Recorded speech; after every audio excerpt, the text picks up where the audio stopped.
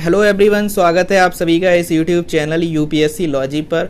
और जैसा कि आपको पता है कि मेरे द्वारा एक public administration current affair magazine जो है वो लॉन्च की जाती है हर महीने। और यहाँ पर एक साल हो चुका है, जुलाई 2020 को पहला एडिशन आया था और यहाँ पर एक साल होकर दोबारा हम जुलाई 2021 में आ गए हैं, यानी कि 13th एडिशन इस मैगज़ीन का यहाँ पर हम लॉन्च करने जा रहे हैं और लॉन्च कर दिया है एक्चुअली में। और यहाँ पर इस मैगज़ीन में क्या क्या कवरेज है, जुलाई 2021 में कौन कौन सी न्यूज़ आर्टिकल्स आपको पढ़ने हैं और कैसे उनको सेग्रीगेट करना है पब्लिक एडमिनिस्ट्रेशन के डिफरेंट टॉपिक्स और सब टॉपिक्स के साथ, वो मैंने यहाँ पर कवर किया हुआ है। बाकी लिंकिंग वगैरह भी यहाँ पर हुई है, जो राहुल फैक्टर आपको पता है, जो लोग जानते हैं उन्हें पता है कि कैसे ये चीज़ें होती हैं। अगर नहीं पता है तो आप सिंपली चैनल पर जाकर उसमें स्क्रॉल करोगे तो आपको बहुत सारे चीज़ें मिल जाएंगी कि कैसे आप इनोवेशन को कैसे पब्लिक एडमिनिस्ट्रेशन के थिंकर से लिंक करोगे, जो मिशन कर्मयोगी था उसमें जो चीज़ें थी उसको कैसे लिंक करोगे पब्लिक एडमिनिस्ट्रेशन के थिंकर्स के साथ। उसकी पूरी मैगजीन जो मिशन कर्मयोगी वाला जो आया था सितंबर 2021 के एडिशन में,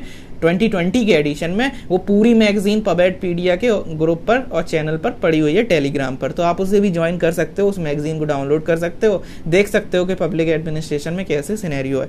तो आप इस मैगजीन को सब्सक्राइब कर सकते हो, 6 मंथ 12 मंथ्स एक्सेट्राज एंड एक्सेट्राज। लिंक जो है डिस्क्रिप्शन में है। टेलीग्राम ग्रुप पर एक आध जो सैम्पल कॉपीज है उनको रेफर कर सकते हो। बाकी जो लोग कुछ नहीं करना चाहते वो इस वीडियो को देख सकते हैं। पूरा वीडियो तो मैं यहाँ पर नहीं कवर करूंगा, बट जो कॉन्टेक्स्ट है, जो टॉपिक्स हैं, वो मैं आपको बता दूंगा। आप उन रिपोर्ट्स को खुद ही गूगल सर्च कर सकते हैं, पढ़ सकते हैं और अपने नोट्स बना सकते हैं। अगर आप सब्सक्रिप्शन नहीं लेना चाहते, सब्सक्रिप्शन एक मामूली सी कॉस्ट का है, 1500 फॉर 1 ईयर। ओके, शुरू करते हैं। और initiative by Rahul, as you know about me, और बहुत टाइम से आप जानते हैं, बहुत सारा आपने मुझे सपोर्ट भी किया है, तो सभी के लिए बहुत सारा दिल से थैंक यू वेरी मच। तो शुरू करते हैं। जो लोग नहीं मैगजीन लेंगे वो लोग इसको यहाँ पे इस चीज़ को स्क्रीनशॉट इसका ले सकते हैं, ठीक है। मैगजीन नहीं ले सकते तो स्क्रीनशॉट तो ले ही सकते हो, तो स्क्रीनशॉट ले लो और इन टॉपिक्स पर आप इसको प्रिंट कर लो और यहाँ पे जो भी मैं चीज़ें बताने वाला हूँ उसको यहाँ लिख लेना, तो भी आपका एक अच्छे तरीके से, मतलब नॉर्मल एक, अगर नहीं परचेस करोगे तो भी काम हो जाएगा, ठीक है। तो समझ रहे हो क्या करना चाह रहा हूँ और क्या कहना चाह रहा हूँ, ठीक है। शुरू करते हैं। सबसे पहला टॉपिक है इंट्रोडक्शन। इंट्रोडक्शन में कौन सी चीज़ न्यूज़ में थी? एक तो मैंने कंटेम्प्रेरी टॉपिक कवर किया हुआ है, इसमें कोई खास बात नहीं है। न्यू ग्लोबलाइजेशन रिपोर्ट 2017 आई थी, UNDES से लेकर आया था, तो UN की एजेंसी है तो थोड़ा सा हमें थोड़ा ध्यान रखना चाहिए उस चीज़ का। तो स्टैटिक में तो पढ़ते नहीं है, ये UNDES ने 2017 में ऐसा किया, सो दैट्स वाई कंटेम्प्रेरी ये टॉपिक है, तो ये मैंने वहाँ पे कवर कर दिया है। 3 मेगा ट्रेंड्स की बात हुई थी। कोविड-19 मेगा ट्रेंड में नहीं शामिल था, लेकिन अभी कोविड-19 भी शामिल है और कोविड-19 के बारे में आपने प्रीवियस एडिशंस में ऑलरेडी देखा हुआ है, तो उस पर मैं नहीं जाऊंगा। दूसरा टॉपिक है इंडियाज़ इनइक्वालिटी रिपोर्ट। आपको पता है ऑक्सफैम एक ऑर्गेनाइजेशन है, इंडियाज़ इनइक्वालिटी की बात की है with respect to health sector 2021 में उसने, ठीक है। 2021 के एडिशन में इस रिपोर्ट ने इंडिया के हेल्थ सेक्टर में राइज इनइक्वालिटी पर कंसर्न जताया है और अपनी रिकमेंडेशन दी हैं, ठीक। अब रिकमेंडेशन दी हैं वो मैंने यहाँ मैगजीन में कवर कर दी हैं। और बाकी उसको लिंक कैसे करोगे, उसको ऐसे समझो, उसमें मैगजीन में लिखा हुआ भी है कि देखो रेलिवेंस इसका कहाँ है। जब आप बात करते हैं कि न्यू पब्लिक मैनेजमेंट की, जब आप उसको क्रिटिसाइज करते हैं, जब आप प्राइवेटाइजेशन को क्रिटिसाइज करते हैं, जब आप इन चीज़ों के अगेंस्ट में जब कोई पॉइंट ऑफ व्यू लिख रहे होते हैं, तो आपको इन चीज़ों का यूज़ करना है। इसको सब्सटेंशिएट करते टाइम आपको राइजिंग इनइक्वालिटी की बात करते हुए इस रिपोर्ट का नाम मेंशन करके अंडरलाइन करना है, in order to show the kind of you can say relevance के आपको पब्लिक एडमिनिस्ट्रेशन करंट अफेयर्स भी पता है। आपको ऐसा नहीं है कि सिर्फ रट के चले आए NPM की क्रिटिसिज्म, आपको ये भी पता है कि उसका एप्लीकेशन कहाँ है। उस चीज को यूज करते हुए आप इस चीज को इनकॉर्पोरेट कर सकते हो कि इनइक्वालिटी, प्राइवेटाइजेशन ने क्या दिया, इनइक्वालिटी दी है ना। एक सेक्शन ऑफ द सोसाइटी, पिछली बार इस रिपोर्ट ने ये बोला था कि शुरुआत का जो 1% है वो बहुत ज़्यादा 70% से के जो रिसोर्सेज हैं उसका भी कुछ टाइम्स और ऐसा करके बहुत सारे रिसोर्सेज उनके पास है।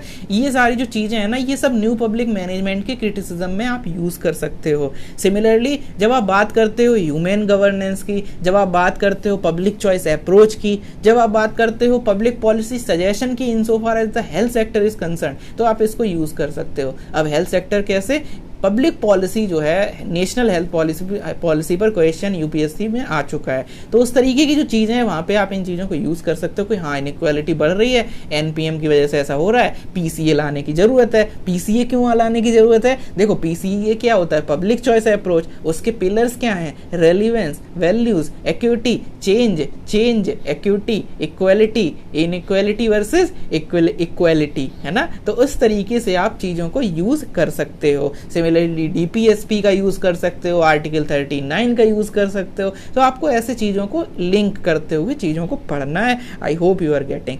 इसके अलावा टॉपिक नंबर 2 ऑर्गेनाइजेशन में नीति आयोग का पेपर आया हुआ था पीपीपी का। तो इसमें उन्होंने बात की थी कि कैसे कौन कौन से प्रोजेक्ट चल रहे हैं, कैसे इवोल्यूशन हुआ है पीपीपी का इंडिया में। डिफरेंट 5 ईयर प्लान को यहाँ पे उन्होंने रेफरेंस के तौर पर लिया है कि कौन से 5 ईयर प्लान में क्या हुआ था। तो एक पूरी क्रोनोलॉजी ऑफ इवेंट्स उन्होंने यहाँ पे बताया था। तो उस पेपर को आप रेफर कर सकते हो, ठीक है। इसके अलावा accountability and control, few initiative, मैंने यहाँ पर पीआईबी की कुछ क्लिपिंग्स वगैरह, मतलब एक इमेज टाइप की जो होता है उसकी, पीआईबी का आपको पता है कि कैसे वो अलग अलग इमेजेस और वो सब रिलीज करते हैं। तो वहाँ से कुछ इनिशिएटिव जो न्यूज़ में थे वो पुराने इनिशिएटिव और वो सब चीज़ें जो आप कोट कर सकते हो विद रिस्पेक्ट टू अकाउंटेबिलिटी। बाकी अकाउंटेबिलिटी में आपको पता है कि एक साल में क्या क्या हरकतें हुई हैं और क्या क्या हुआ है बेसिकली। जैसे मतलब आपको पता है कि राजस्थान ने एक स्पेसिफिक उनका इनिशिएटिव था। तो ऐसे स्टेट के इनिशिएटिव और सेंट्रल गवर्नमेंट के इनिशिएटिव, बाकी जो भी चीज़ें थी न्यूज़ में वो चलती रही हैं इसमें, ठीक है। इसके अलावा डेवलपमेंट डायनेमिक्स, यहाँ पे देखो एक टॉपिक है डेमोक्रेसी एंड ब्यूरोक्रेसी। अब मैंने यहाँ टॉपिक सीधा लिख दिया, मैंने पूरा टॉपिक जो करंट अफेयर में था वो नहीं लिखा। वो इसलिए क्योंकि टॉपिक जो है करंट अफेयर वाला वो बहुत ज़्यादा बड़ा टॉपिक था। मैं उसको यहाँ पे मेंशन करूँगा। बिहार के एक मिनिस्टर हैं बेसिकली, ठीक है। तो उन्होंने क्या किया था, उन्होंने एक कंसर्न रेज किया था। उन्होंने चीफ मिनिस्टर ऑफ बिहार को एक लेटर लिखा था और उन्होंने कहा था कि मैं रिज़ाइन कर रहा हूँ।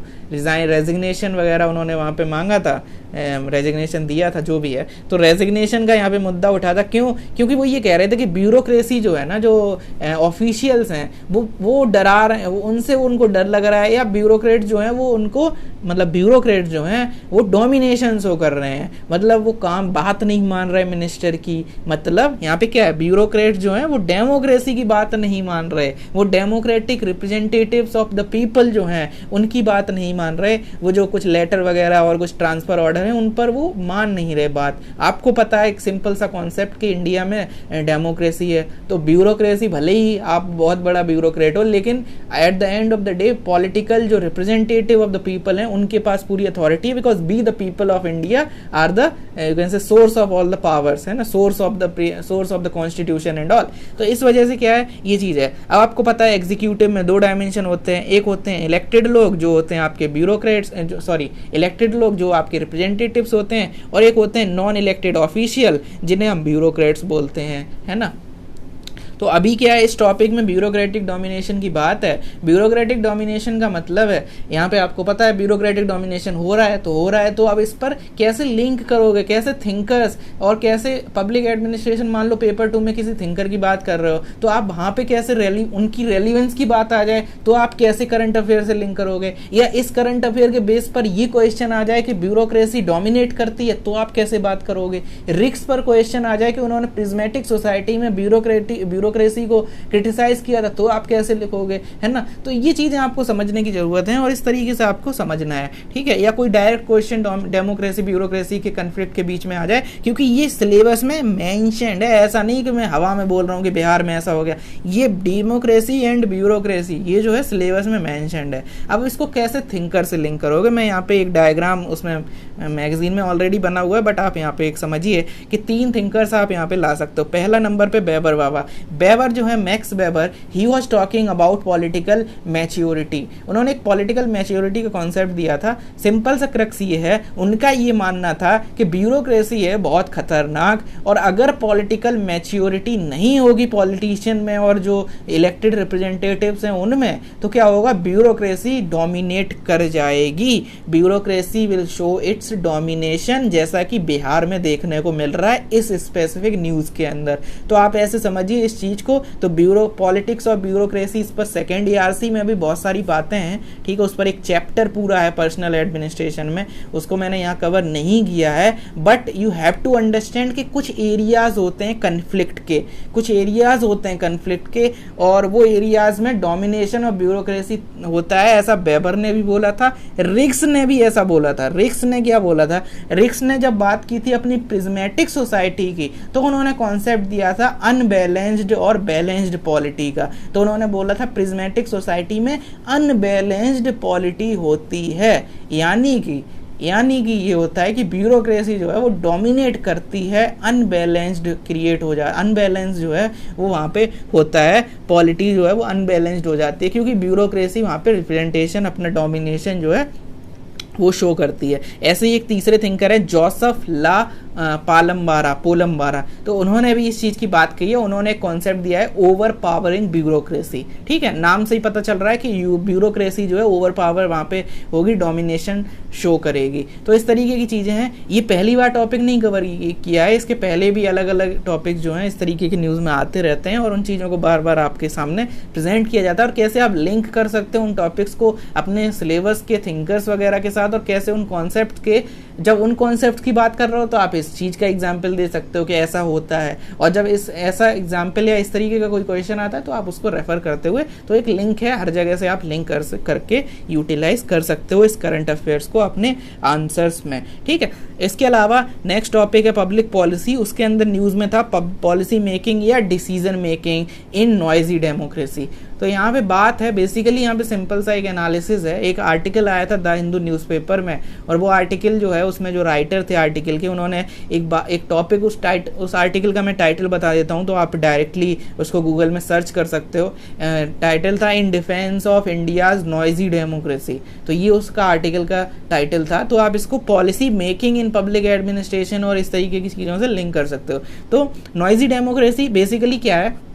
आपने एक डिबेट सुनी होगी कि यार इंडिया में ये टू मच डेमोक्रेसी है, इंडिया में टू मच डेमोक्रेसी है, चाइना को देखो एक बार में डिसीजन होता है, एक बार में डेवलपमेंट होता है। ये आपने सुना होगा, है ना। बहुत सारे लोग आपने ये चीज़ बोलते सुने होंगे आपकी लाइफ में भी, और बहुत सारे एस्पिरेंट भी बोलते होंगे, और बहुत सारे नॉर्मल इंसानों में तो बहुत लोग बोलते होंगे, या ऐसा, या पॉलिटिकल नैरेटिव या पॉलिटिशियन से आप मिलोगे वो लोग भी ऐसा बोलते हुए मिलेंगे। तो आई डोंट नो कौन बोलता है कौन नहीं बोलता, but what you have to understand कि डेमोक्रेसी के फेवर में यहाँ पे उन्होंने लिखा हुआ है। उन्होंने कुछ 5 पॉइंट बताए हैं। उन 4-5 पॉइंट को मैंने यहाँ पे एक टेबल में बता दिया है कैसे क्या पढ़ना है आपको।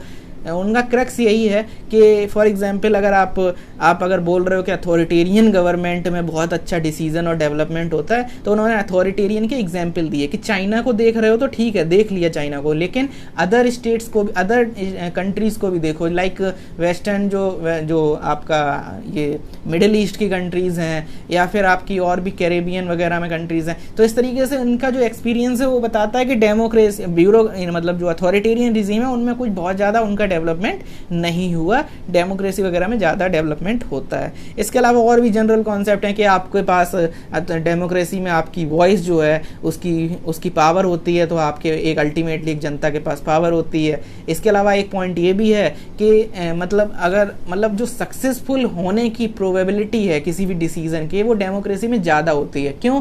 क्योंकि जो लोग डिसीजन ले रहे हैं उनको एक डर रहता है कि जनता में 5 साल बाद जाना है, उनके पास जाके वोट मांगना है, तो अगर ये डिसीजन फेल हुआ तो एक मतलब उनके ऊपर एक प्रेशर रहता है, और एक तरीके का उनके ऊपर एक अकाउंटेबिलिटी का एक कॉन्सेप्ट आप समझ सकते हो कि हाँ उनके ऊपर एक रहता है कि, तो इस वजह से वो डिसीजन जो है बहुत अच्छे से लेते हैं। तो ये तीसरा पॉइंट हो गया। इसके अलावा स्टेक होल्डर पार्टिसिपेशन जब होता है तो अपने आप जो चीज़ें हैं वो और ज़्यादा इम्प्रूव होती हैं, और चीज़ें जो हैं और ज़्यादा वहाँ पे क्या होता है, सभी जो सेक्शन ऑफ द सोसाइटी हैं उनका वहाँ पे पार्टिसिपेशन होता है। तो इस तरीके से 4-5 पॉइंट हैं, उन पॉइंट्स को आपको लिखना है, और कुछ यहाँ पे एग्जाम्पल वगैरह चाइना वगैरह के जो कंपैरिजन है वो भी दिए हुए हैं। तो अल्टीमेटली डेमोक्रेसी के फेवर में ये आर्टिकल है। तो आप कभी क्वेश्चन अगर आ जाए या इवन इंटरव्यू में पूछ लिया जाए, या आपको ये चीज़ पता होनी चाहिए कि डिसीजन मेकिंग, पॉलिसी मेकिंग और डेमोक्रेसी में क्या रिलेशन है, तो वो आपको यहाँ पे यूज़ करना उस आर्टिकल आर्टिकल को इस तरीके से, ठीक है। तो ये अंडरस्टैंडिंग आपके पास होनी चाहिए कि पब्लिक पॉलिसी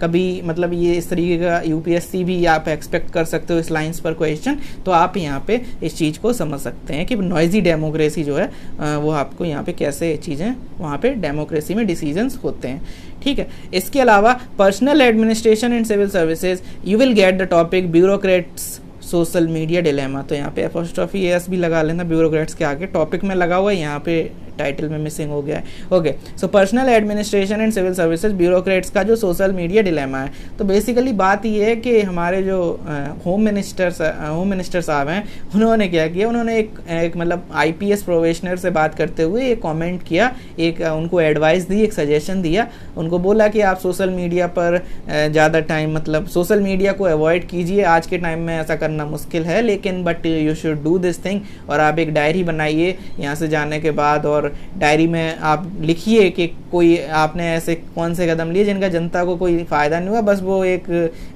पब्लिसिटी के लिए थे। इस तरीके की कुछ उन्होंने बात की है। तो बेसिकली उन्होंने रोका है और एक अवॉइड करने को बोला है। तो यहाँ पे इस टॉपिक पर कि ब्यूरोक्रेट्स जो होते हैं वो सोशल मीडिया को यूज़ करें, किस तरीके से यूज़ करें, किस हद तक यूज़ करें, क्या रूल्स हैं यहाँ पे। तो आपको इन फेवर और आर्ग्यूमेंट्स अगेंस्ट दोनों के यहाँ पे दो तीन पॉइंट मैंने कवर किए हुए हैं। जो भी ये कोई स्पेसिफिक न्यूज़ आर्टिकल कोई हिंदू में और इंडियन एक्सप्रेस में मुझे कुछ मिला नहीं है ऐसा एक्सप्लेन्ड, या ऐसा कोई आर्टिकल भी इस पर नहीं आया, ठीक है, क्योंकि इतना ज़्यादा उसमें था नहीं कंटेंट। तो इधर उधर से मैंने थोड़ा बहुत रिसर्च वगैरह करके मुझे पता चला कि मिनिस्ट्री ऑफ जो आपकी department of personal and training है, डीओपीटी।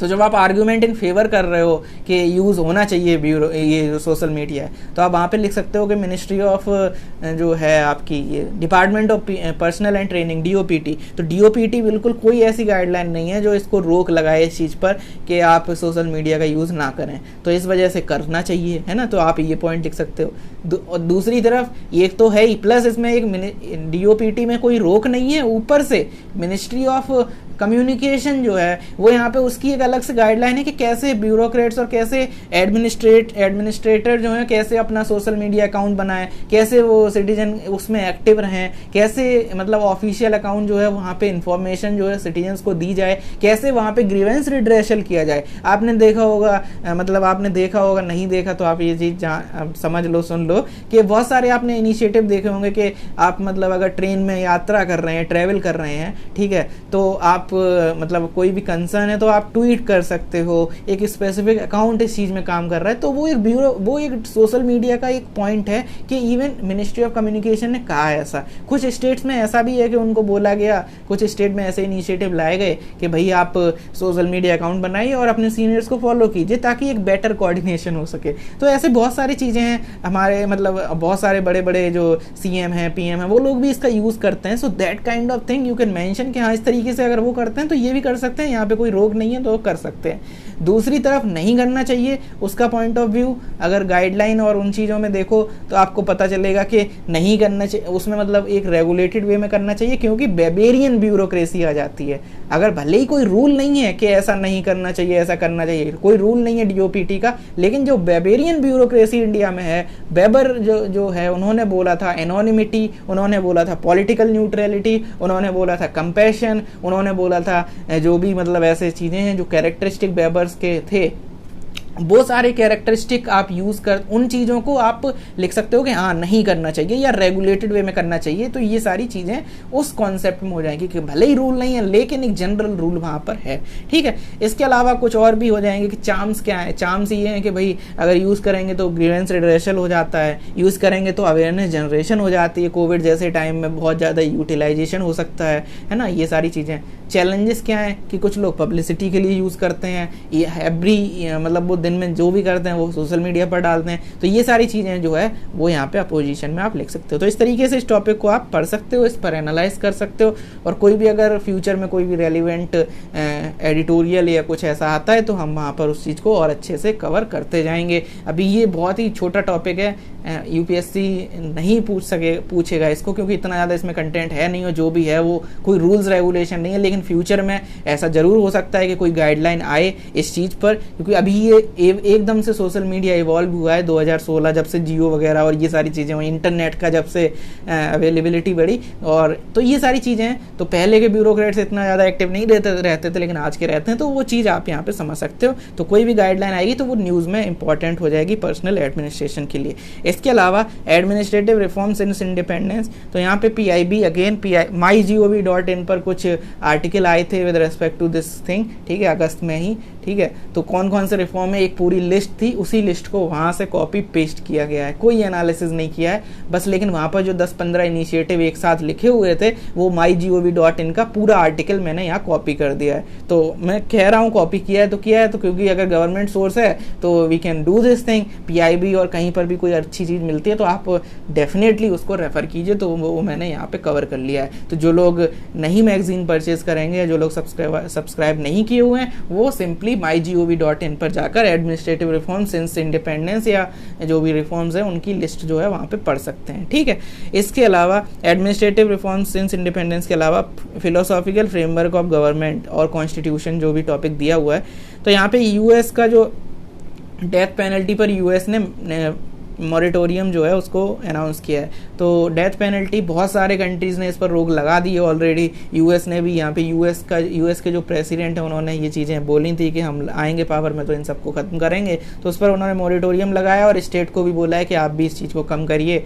और डेथ पेनल्टी एक फिलोसॉफिकल फ्रेमवर्क में भी थोड़ा सा एक एंगल है कि राइट टू लाइफ और वो सारा एंगल है, और उसमें इतना है। इसके अलावा लॉ एंड ऑर्डर में भी एक करेक्शनल एडमिनिस्ट्रेशन का कॉन्सेप्ट होता है। करेक्शनल एडमिनिस्ट्रेशन क्या है कि जस्टिस जो है वो रिफॉर्मेटरी होना चाहिए, रेट्रीब्यूटरी नहीं होना चाहिए। मतलब रिफॉर्मेटरी मतलब रिफॉर्म्स के बेसिस पर, मतलब एक किसी को अगर जेल में डाल रहे हो तो आपका मकसद उसे ये होना चाहिए कि वो रिफॉर्म, वो सुधर के आए, ये नहीं होना चाहिए कि बदला लेना है ना। क्योंकि रेट्रीब्यूटरी अगर करोगे तो फिर क्या होगा, मतलब आपने मतलब क्या होता है, एक फिनोमिना होता है रेसिडिविज्म। इसमें क्या होता है, एक क्रिमिनल एक बार क्राइम करता है फिर बार बार क्राइम करता रहता है, तो वो क्रिमिनल कर रहा है। आप इस चीज़ का क्रक्स समझिए और काफ़ी डीप समझिए इस चीज़ को कि अगर कोई क्राइम करता है ना, उसके बाद जब वो बाहर आ जाता है तो सोसाइटी उस बंदे को या उस इंसान को एक्सेप्ट नहीं करती है। इस वजह से क्या होता है, जो सिस्टम है वो रिफॉर्म तो करता नहीं है, वो एक रेट्रीब्यूशन की भावना से काम करता है। इवन जेल्स में ऐसा हाल किया जाता है या जो भी है, तो रेट्रीब्यूशन, और बाहर आने के बाद भी ऐसे ही होता है, ठीक है। तो इससे क्या होता है कि जो इंडिविजुअल है वो फिर से क्राइम, रिपीटिशन ऑफ क्राइम होता है। ये चीज़ मैंने पहले भी इस मैगजीन में कवर की हुई है। जब कोविड-19 के बाद क्रिमिनल्स को जिनको छोड़ा गया उन्होंने दोबारा क्राइम कर दिया, तुरंत 1 महीने में वो फिर जेल चले गए। तो ऐसा क्यों हुआ, क्योंकि सोसाइटी एक्सेप्ट नहीं करती है और इस तरीके की चीज़ें रहती हैं, और वो जो डिलेमा है, जो कंसर्न है, उनको कोई देखने वाला नहीं है, कोई रिहेबिलिटेशन नहीं होता, सोसाइटी में कोई अवेयरनेस नहीं है उस मामले में। तो क्या होता है, जो रेट्रीब्यूशन की भावना से सिस्टम काम करता है, सिस्टम और लोग दोनों चीज़ें, ठीक है। तो इस वजह से क्या होता है, दोबारा रेसिडिविज्म। तो ये कंसर्न, एक लॉ एंड ऑर्डर में ये चीज़ें इंप्रूव करने की जरूरत है। तो आप कभी ह्यूमन एलिमेंट या ह्यूमन राइट्स एलिमेंट और इन चीज़ों की जब आप बात करते हो तो आप इन चीज़ों को यूज़ करोगे। करेक्शनल एडमिनिस्ट्रेशन एक लॉ एंड ऑर्डर का पार्ट है, जहाँ पे करेक्शनल मतलब एक ऐसा सिस्टम होना चाहिए जो सिर्फ ऐसा नहीं कि सजा दे दो। तो इस तरीके का रिफॉर्म्स की बात होनी चाहिए ताकि एक अच्छी सोसाइटी, एक बेटर वर्ल्ड जो है वो क्रिएट किया जा सके। I hope you are getting. इसके अलावा प्रिंसिपल्ड फेडरलिज्म, ये न्यूज़ में क्यों था, ये न्यूज़ में इसलिए था क्योंकि एक यहाँ पर एक सिंपल सा एक आर्टिकल आया था, द हिंदू में ही आया था वो ओपिनियन। क्या था बेसिकली, इस आर्टिकल का क्रक्स जो है वो सिंपल 1 पेज का भी नहीं है, आधे पेज का क्रक्स है। क्रक्स ये है, आप क्रक्स समझिए कि हमको पता है जब what central government is pursuing, central government क्या परस्यू कर रही है, सेंट्रलाइजेशन। बहुत सारे ऐसे इनिशिएटिव हैं जो फेडरलिज्म को अफेक्ट कर रहे हैं, ये आप लगातार देखते आ रहे हैं और लगातार इन चीज़ों पर आर्टिकल्स और बहुत सारी चीज़ें आपको पता है। ये जनरल अंडरस्टैंडिंग है कि हाँ ऐसा हो रहा है और ऐसा हो रहा है तो हो रहा है, कोई उसमें वो नहीं है। लेकिन यहाँ आर्टिकल में राइटर एक प्रिंसिपल्ड फेडरलिज्म की बात कर रहे हैं। इसका मतलब ये, वो ये कह रहे हैं कि चलो ठीक है, सेंट्रल गवर्नमेंट ये सब कर रही है या जो भी इनिशिएटिव आ रहे हैं, सेंट्रलाइजेशन हो रहा है, ठीक है, वो बात अलग। On the other hand what state government is pursuing, the writer is saying state government जो है वो एक नैरो फेडरलिज्म अप्रोच को यूज कर रही है। व्हाट इज नैरो फेडरलिज्म, इसका क्रक्स ये है कि मान लो अगर कोई एक इशू है स्टेट ए का, तो स्टेट बी को उसमें कोई दिलचस्पी नहीं है कि वो उस चीज़ पर स्टेट ए का सपोर्ट करे और सेंट्रल गवर्नमेंट को उस चीज़ पर बोले या कुछ करे। तो इससे क्या होता है, अलग अलग डिवाइडेड जो हैं स्टेट गवर्नमेंट्स अपने अपने मुद्दों पर सिर्फ सेंटर से बात करती हैं। वो सिर्फ एज अ फेडरलिज्म को ऐसे नहीं देखती कि एक फेडरलिज्म है उस पर हमें बात करनी है सेंट्रल गवर्नमेंट से, इस तरीके से नहीं करती। तो नैरो फेडरलिज्म वो अप्लाई करती हैं, ठीक है। अगर एक स्पेसिफिक स्टेट है, अगर उस स्टेट को कोई इशू हर्ट करेगा तभी वो कहेगा कि फेडरलिज्म खतरे में है, अदरवाइज वो नहीं कहेगा कि फेडरलिज्म खतरे में है ना। तो या फेडरलिज्म पर ऐसा क्यों हो रहा है। तो इससे क्या होता है, एक नैरो फेडरलिज्म है। अगर आप फेडरलिज्म की बात कर रहे हो तो आप फिर हर जगह बात करो, है ना। तो ये चीज उसी तरीके से है, जैसे फॉर एग्जांपल जब आप जैसे एक एनालॉजी समझो इस चीज की। जैसे फॉर एग्जांपल अगर कोई बोल रहा है, अगर एक सोसाइटी में या एक कॉन्सेप्ट चलता है कि मतलब एक मुस्लिम खतरे में है ना, मुस्लिम खतरे में लेट से, तो ऐसा कुछ अगर कॉन्सेप्ट चल रहा है तो वो कॉन्सेप्ट इक्वली रेलिवेंट होना चाहिए हर जगह पर। मतलब अगर पैलेस्टीन में इशू हो रहा है तो वहां पर भी वॉइस रेज करो,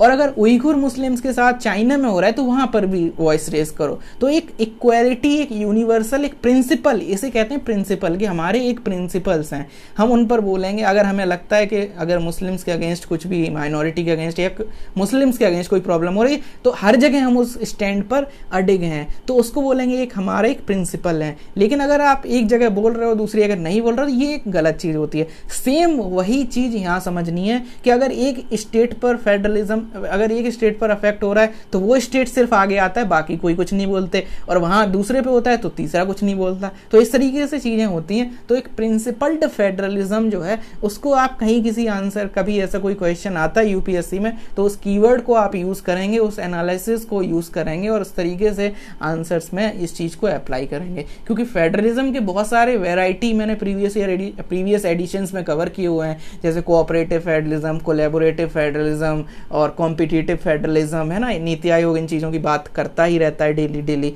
तो वो सारी चीज़ें हैं, है ना। और बाकी भी बहुत सारे फेडरलिज्म है ना। तो ये सारी चीज़ें हमने कवर की हुई हैं already.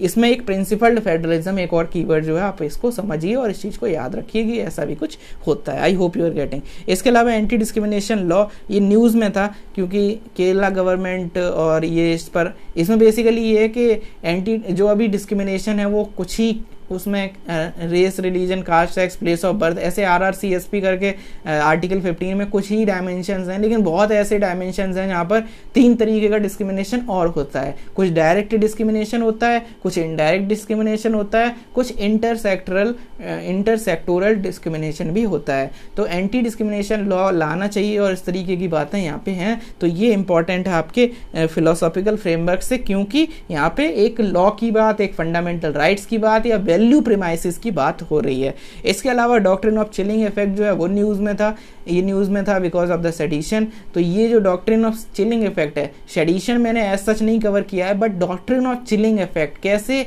Doctrine of chilling effect evolve हुआ यूएसए में और कैसे ये इवॉल्व हुआ इंडिया में। तो एक हेडिंग है सुलिवन टू श्रेया, ठीक है। तो इंडिया में श्रेया सिंगल और यूएसए में सुलिवन या ऐसा कुछ नाम था, I am unable to recall that name specifically.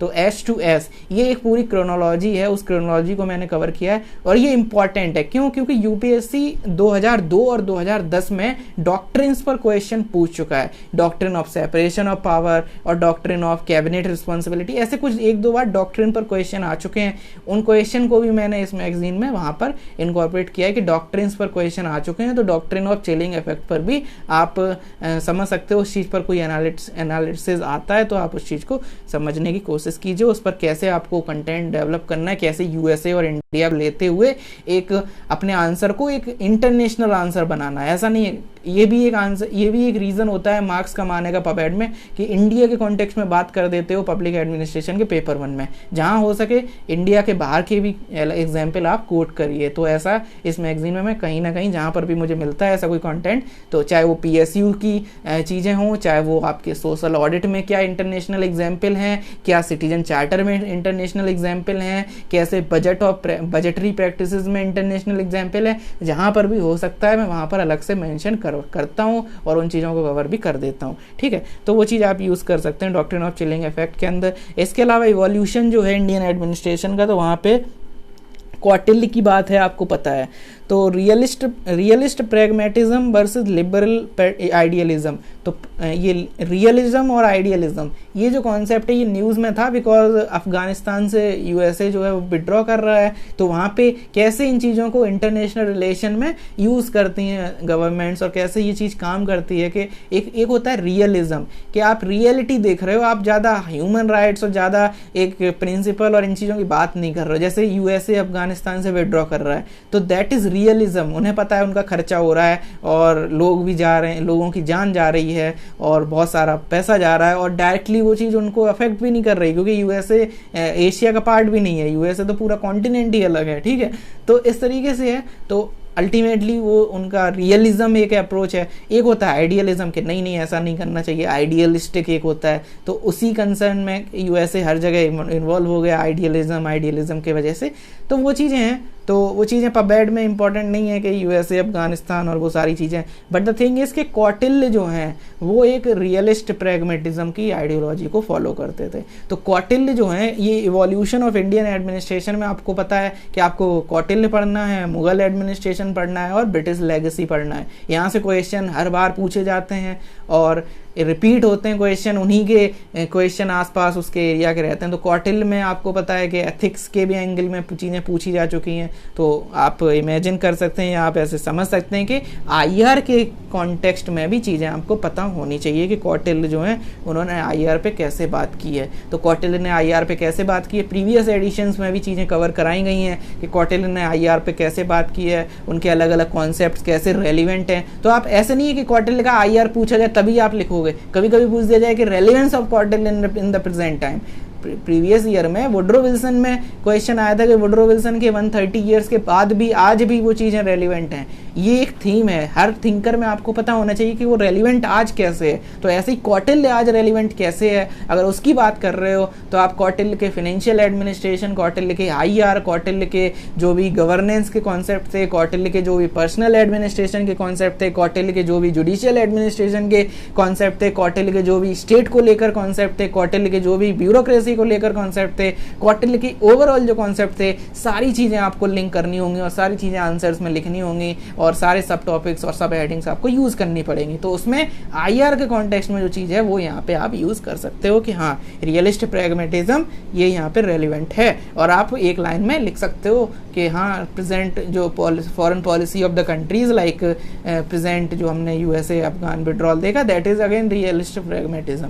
Okay, ऐसे ही जो इंडिया ने क्या किया था, इंडिया ने ईस्टर्न बांग्लादेश मतलब ईस्टर्न पाकिस्तान में जो 1971 का वॉर हुआ था, वो भी एक इंडिया का रियलिस्ट प्रैग्मेटिज्म वाला अप्रोच था वो, ठीक है, उसमें भी एक रियलिज्म था, एक मतलब बहुत सारी ऐसी चीज़ें होती हैं जहाँ पे चीज़ें ऐसे काम करती हैं, ठीक है। आपको भी एज ए एडमिनिस्ट्रेटर आप यूज़ कर सकते हो, ऐसा डिस्ट्रिक्ट एडमिनिस्ट्रेशन में भी। तो इस तरीके का आपको कॉन्सेप्ट है, अलग अलग तरीके से आप इसको यूज़ कर सकते हो आपके आंसर्स में।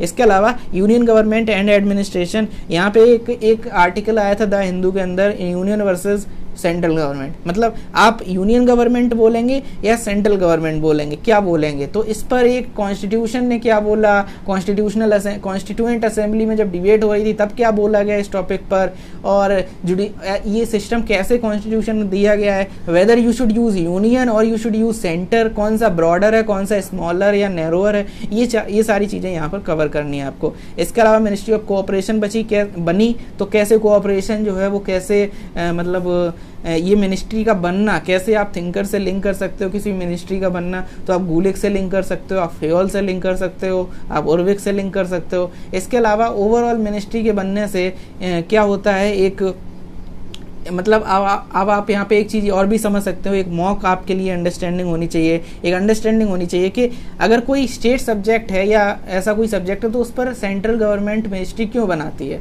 ये सिर्फ कोऑपरेशन की बात नहीं है, आप ऐसे समझिए कि अगर health is the state subject but we have ministry of health and family welfare at the central level, ऐसे ही similarly other ministries are also there, है ना। एग्रीकल्चर है स्टेट सब्जेक्ट लेकिन मिनिस्ट्री ऑफ एग्रीकल्चर है आई है, तो वो क्या काम क्या करती है, क्यों बना रखी है, आप इस चीज़ को समझिए। तो उसमें आप मिनिस्ट्री ऑफ कोऑपरेशन या इस तरीके से आप एनालिसिस कर सकते हो, ठीक है। और जो मिनिस्ट्री ऑफ कोऑपरेशन में जो नीड और रेशनल लिखा हुआ है कि ऐसा बनना चाहिए, वो हर जगह लागू होता है। हर मिनिस्ट्री इसी वजह से बनी हुई है, हर मिनिस्ट्री यूनिफॉर्मिटी लाने के लिए बनी हुई है, हर मिनिस्ट्री यूनिफॉर्म डेवलपमेंट के लिए बनी हुई है ना। तो ये सारी चीज़ें सेंट्रली स्पॉन्सर्ड स्कीम, फंडिंग वगैरह और सपोर्ट वगैरह, इन सब चीज़ों की वजह से ये चीज़ें बनी हुई हैं, ठीक है। अदरवाइज ये सारे स्टेट सब्जेक्ट हैं तो आप ऐसे समझ सकते हो।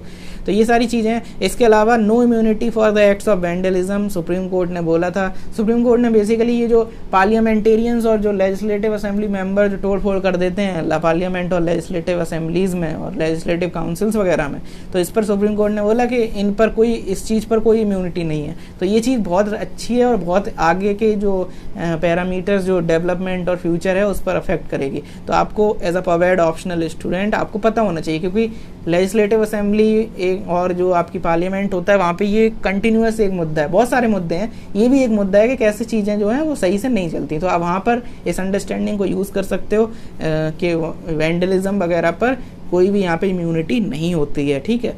और इसका फ्यूचर और इसका कॉन्टेक्स्ट या इस पर डायरेक्ट क्वेश्चन भी यूपीएससी फ्रेम कर सकता है कि जो हाउस है वो ऑर्डर में नहीं रहता, तो इस चीज़ पर आप अपने दिमाग में चीज़ें सोच सकते हैं। इसके अलावा स्टेट गवर्नमेंट एंड एडमिनिस्ट्रेशन, तो यहाँ पे चीफ सेक्रेटरी का ट्रांसफ़र इशू पिछले मंथ का टॉपिक है, लेकिन मैंने यहाँ पे इसको रिपीट किया है रिवाइज करने के लिए, ताकि आप रिवाइज कर सकें, ठीक है। तो आई जस्ट थिंक कि ऐसा करने से आपको एक अंडरस्टैंडिंग, दोबारा से उसको देख लोगे तो एक हेल्प मिल जाएगी, ठीक है। और चीफ सेक्रेटरी के क्या रूल्स हैं, कैसे ट्रांसफ़र होता है, कैसे उस चीज़ को, जो डिसिप्लिन है, जो ट्रांसफ़र वगैरह, उसको कैसे थिंकर से लिंक कर सकते हो, वो भी यहाँ पे किया हुआ है।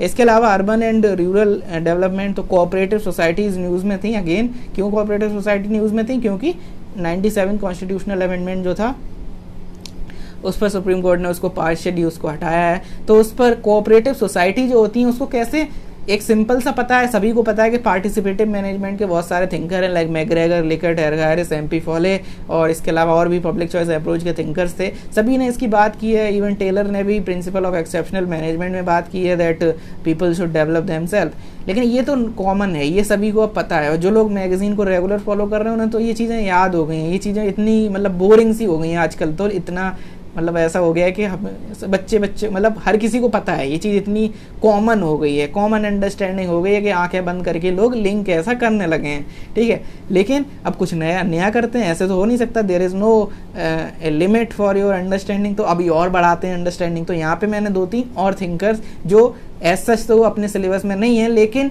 जब आप पढ़ते हो डेवलपमेंट एडमिनिस्ट्रेशन, उसमें जब आप पढ़ते हो सिविल सोसाइटीज़, जब आप पढ़ते हो वो सारी चीज़ें, तो वहाँ पर वो सारे थिंकर्स जो हैं वो जो नॉन कन्वेंशनल, अनकन्वेंशनल थिंकर्स हैं, जो नाम भी बहुत, रॉबर्ट पुटनाम हो गए, जैसे उन्होंने बात की थी आपके सोशल कैपिटल की। तो सोशल कैपिटल का कॉन्सेप्ट कैसे कोऑपरेटिव सोसाइटी में वर्क करता है, उस चीज़ की अंडरस्टैंडिंग आपको होनी चाहिए। तो आप वहाँ पर भी रॉबर्ट पुटनाम को कोट कर सकते हैं, ठीक है। इसके अलावा और भी 2-3 थिंकर मैंने वहाँ पे उठाए हुए हैं, डेवलपमेंट एडमिनिस्ट्रेशन और मोहित भट्टाचार्य में, जो जिन्हें कोई कम लोग जानते हैं, है ना, जो लोग कहीं खो गए गुमनामी में, अनसंग हीरोज़, है ना। तो ऐसे कुछ लोग हैं, उनको भी मेंशन किया हुआ है। इसके अलावा जुडिशियल इंटरफेरेंस इन पुलिस इन्वेस्टिगेशन, तो इस पर एक आर्टिकल आया था कि जुडिशरी जो है वो इंटरफेयर उसको नहीं करना चाहिए, क्योंकि जब जुडिशरी, ये आर्टिकल बेसिकली लिखा था सीबीआई के पुराने कोई एक ऑफिशियल थे, ठीक है, एक हैं आर.के. राघवन जी। उनके आर्टिकल जब भी आते हैं वो सीबीआई या पुलिस या इससे रिलेटेड होते हैं, हमेशा इंपॉर्टेंट होते हैं।